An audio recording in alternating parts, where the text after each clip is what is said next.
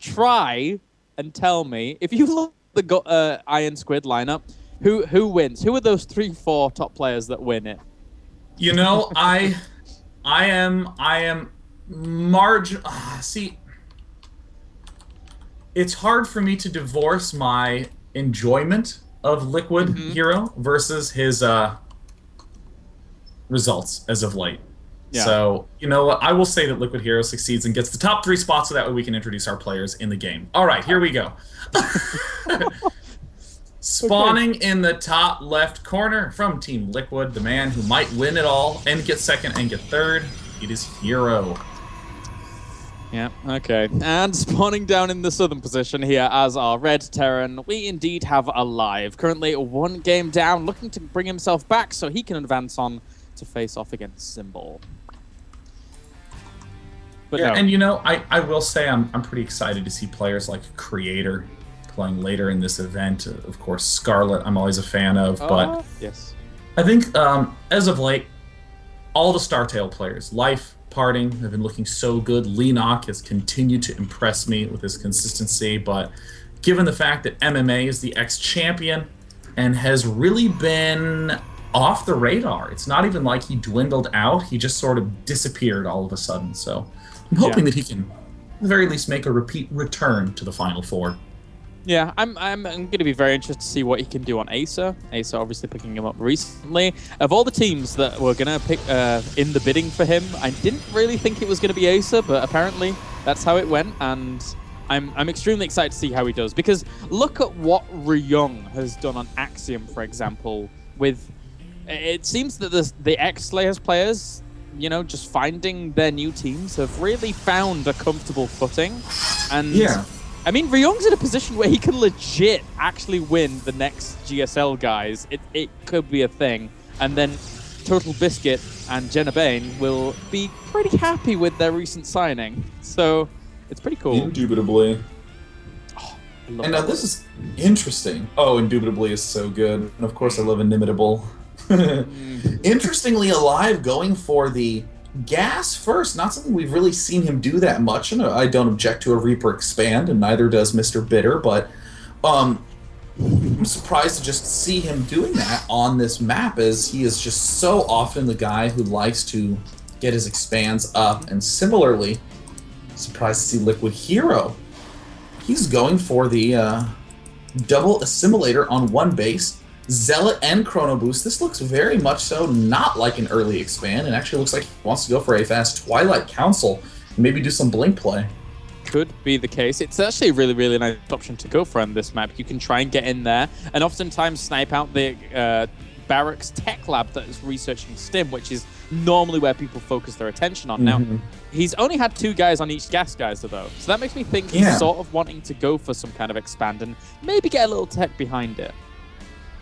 Yeah, it's interesting to see that he's getting so many units and so many buildings before that expansion. In the meantime, we see aLive is already going for the Starport tech. We see the Hellion coming out that will do a little bit of poking, or as the show calls it, scouting. But ooh, more Hellions coming out. Now this could be an interesting Marine Hellion push. It's kind of like the 1-1-1 with no add-ons, and then the 1-1-1 with add-ons to follow it up. God, I love the Marine Hellion push. It's really fun, yeah. Yeah, just dropping the Hellions. I mean, or you can drop the Marines as well. You have vice versa. Either thing that you want to do is very, very strong at this point. And with this pro position for HerO like it is, and he's getting a Robo, is he going to put a pylon down there and maybe try and warp in on the high ground at some point? I mean, he has to be very careful, though, with what his opponent's doing. He needs to know that there is an expansion going down right now. He really needs to have that sense. I mean, because one of the things that makes Hellion Marine pushing so strong is that... Ooh. Oh, and there it is, the transition into the 1-1-1 build. One of the things that makes Hellion Marine pushing so strong is that force fields just don't really do that much anymore. I mean, ordinarily Marine pushes can easily be held off with force fields and a few ranged units, but no, I mean, you have the medevac there. It can lift up, move forward, and drop, and all the sentries have vertical beams. Yep, that's pretty much it. They're not very good against those poor Marines. Yeah, for now, we will have the Zealot moving back, trying to get out as many gateways as he can do. And actually, he's not making anything just yet. The Hellions are on the way in here, and he's good force fields here to hold this off. He does not want to lose those sentries, but he loses one of them pretty rapidly there. And a second one over at the ramp as well. aLive. Oh, actually, he's doing quite a bit of damage here. aLive looking to be in a good position to continue to deal damage as well, but no probes at the natural expansion will abate Live's aggression, at least marginally, for the time being. This is really interesting. He's actually just going to go for an expansion behind this, and he's adding on 2 extra barracks to swap them out for the Starbot and the factory. So, looks like he wants to go in for those Marauders afterwards. This is really odd.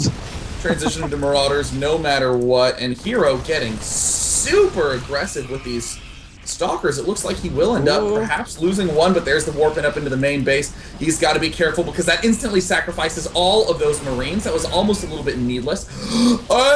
Oh my god, in a critical series of missteps, aLive tries to load up into the main base, loses the medevac, but of course by abandoning those Marines, HerO instantly picks those off as well. So now, even though we're seeing a transition into this Marauder play, aLive, I don't even know how he's going to defend this Stalker counter.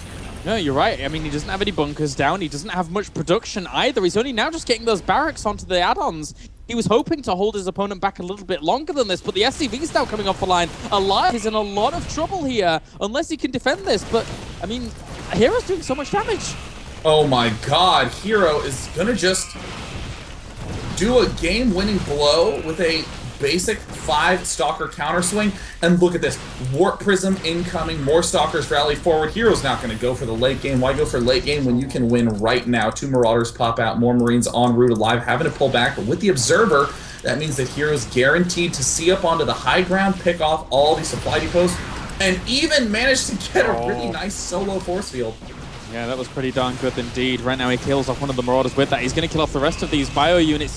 aLive is just trying to get any units out that he can here. Even Hellions joining the fray, trying to deal with all of this aggression, but with those units on the way across the map here for HerO. He has so much firepower, and there's no bunkers still for aLive. He can't hold any of this off. And there's the Warp Prism, just letting aLive know HerO allows no comebacks. Just storming the front. SCV's coming in, and aLive got a little too cute for his own good. And there's good game. Liquid HerO advances 2-0.